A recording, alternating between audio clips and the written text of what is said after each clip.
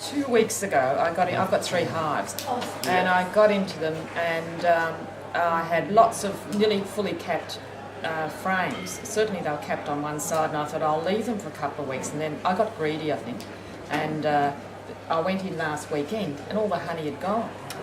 What? Most of the honey had gone, not all of it. I had about, out of 15 frames I thought I would collect. That were on the hive? Yeah. Yeah, and I took off 5. I had to leave some because of, need for the bees.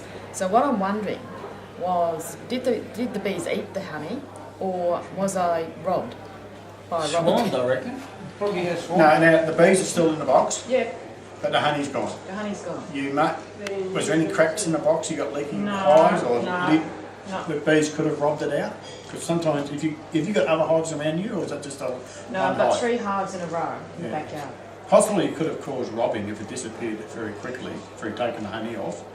What I saw at odd times with 2 of the hives was a lot of activity in front of the entrances. Yeah. But they didn't look like they were fighting. They looked like they were zooming all over the Was place. there dead bees out the front and No, any waste wax or anything like that? No traces of. Because usually when you rob a hive out, you get wax droppings out in front of the hive. No, nothing sort of No, like untoward or nothing sort of peculiar other than the honey had gone. Mostly had gone. Has any hunt? No, you don't know of any. The hive's pretty light now. Would be. What's that? The hive would be fairly light if you lift it up from the back. Yeah. I can say maybe they've consumed it, Well, which seems to have consumed a lot. Yeah, someone said, oh look, because of the inclement weather we've Did you have to say, hungry. have we had a week of bad weather since you took the honey and off? is that possible that they could have eaten that much? It sounds like they've consumed a lot. Yeah. Or else I say somehow you've created robbing. Where do you live? About 5 minutes walk from here. Here, so this should be honey. I would have thought. I had a lot of, look, I was, this was my 3rd honey run, so I've had honey from January. Oh, 3rd run? Yep. Oh, you're doing well. I'd say around here, It's really good around here, but... even though we're getting wet days and you can have some bad weather to have, Yeah. I should still get enough, bring enough honey in day to day to what they consume. Would you agree with that? Yeah. Around here, So I would it's agree. more likely to be robbing. I would say you've caused some robbing when you're in that situation. Well, I don't if know you what I've believe done. for How would I... when you cause it? take the lid off, sometimes you're working your hive, your other hives, the smell of the honey can just start robbing. We haven't worked our bees for that reason for 3 weeks because we've got 100 hives in an apiary. Oh, We go and move a lid off a hive and just put it back on. That's bees are just around it, and if there's any leaks in there, they'll rob it. Yeah. That's if they can get in. If they can get in. Yeah, if you got guards, if you got good If you guards. believe they haven't, but if they went in, that's what I'm saying, if they had went in through the entrance, you would have some dead bees out front. Yeah, So you would. other than that, it seems like they consumed it. Or maybe there wasn't quite as much honey in there as you thought. Could they? Oh, yeah, well, I write notes. Each time Yeah. I go in, I write notes of what's there in the supers. And, I actually got my son gowned up because I said, look, we're going to get a lot of honey today. What would you say then in this situation? And he was totally disappointed. If you pull some of the combs out and they've been chewed up, if you see them they've been chewed up, he's been wrong. But if the combs are perfect, I reckon they just eaten honey. No, they didn't look, they just looked empty. You know how when you take off honey, they just looked like they weren't macerated or anything. Oh, right. So they were just empty. One of the things, I don't know where Eric got his bee, one of the things where I am at Lilydale, everything flowered very early, the eucalypts, and now it's stopped. Yep. Yeah. And it stopped dead.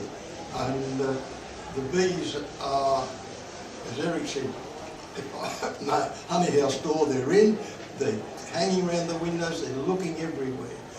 And they're a bit niggly too, and it can be that even here, for some reason, you've got no honey coming in. Well, that's what They've partially eaten it, and maybe you've had problems. that's what I struck at Will itself. How Just big is stop your opening? brilliant spring. Well, that's what one person said Stop. who is a member here. He said, I've got one opening which is really little.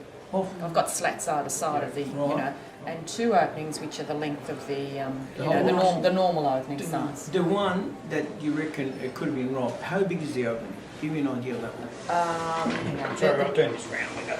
Yeah. size? They're a little That's bit fairly bigger. standard. Yeah, Bigger than that? a little bit bigger than that. Oh, it can be raw. Yeah. It can be raw. If it's any bigger than this, you've got to risk it being robbing.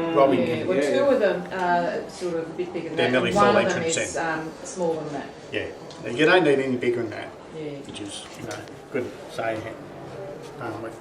Yeah, I've just bought the standard equipment, and you know how the size of the opening and the standard ones. I haven't put slats in.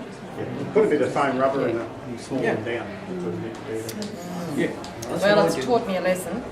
Don't be greedy. Don't wait until they're fully capped both sides. Pull them out. But Anyway. anyway, if they Well, they're alive, that's they stuff. brought the honey and they allowed Yeah. to But if they have eaten it, right, if they have eaten it, Yeah. it was a good thing you didn't touch it, because you could have starved them with it. So, yeah. Yeah. If Yeah. for some reason, slightly change the subject, if the queen is killed, or by mistake you kill the queen at this time of year, they can be. They will. They'll try and make a new one, and they still should be able to.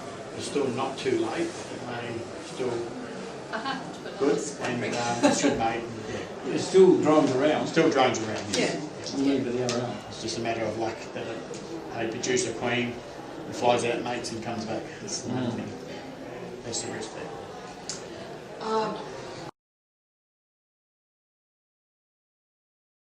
What's the minimum if there's no wind? Lowest 15, 16 degrees if there's no So wind. that- You're in this sort of environment. I mean, no, we don't have a roof, but you've got the fence there and the fence there, and the trees over there, and there's no wind. 15 So that's degrees. fine. Yeah, Okay, no so- problem. As long as there's no wind and blue sky and sunshine, not 15 degrees and raining and cloudy. No, obviously. You can But no, always- I tried, Yeah. I tried a few times. Okay. Dark sun glasses seem to attract bees, and if you Oh. don't have any, if you don't have a veil on, you go. But you know what, I actually, the hive that I bought two hives across from Kangaroo Island, and I drove all the way down to Flinders to move them out of their temporary boxes into their real boxes, and I forgot to pack my bee suit. So I actually moved them all with glasses and rubber gloves. You have dark glasses on. You And don't that have your was glasses. okay, no. Normally, if we walk into an apiary, we want some of those glasses. I didn't do that now, I was just Black naive. Normally bees will now, attack, they when I fly came straight back. Okay, in. well this is under the veil, so maybe. Under your veil? Under my Oh, veil, okay. yeah. I put my veil on. Yeah, but You've got a tool that we found at Collingwood Children's Farm Apiary, and we wondered what it was, and you've done a bit of research, and what have you found? Well, the research was that I asked my brother who makes saddles, and this is an actual saddle maker's tool. It's designed to pull leather over the saddle tree.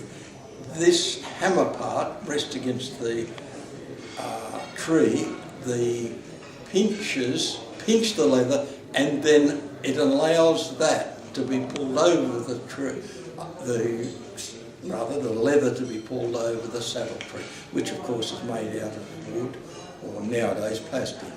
Once it's in place, it's nailed in place. And what are you going to do with it, Bernie?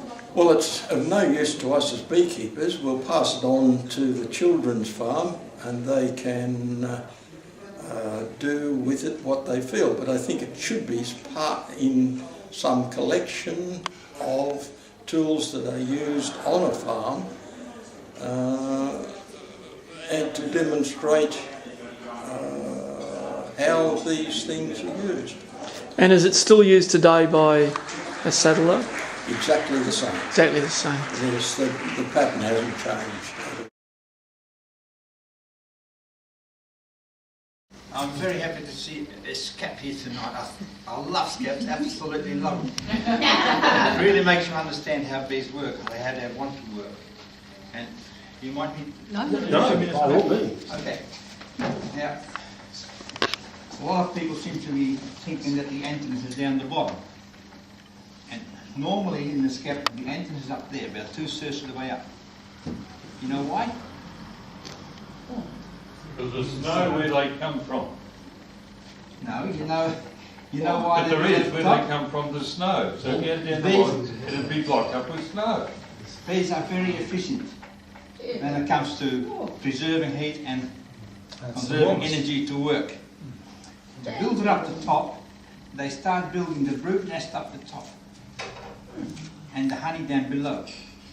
And as the brood nest expands, they use a lot of honey that builds further down.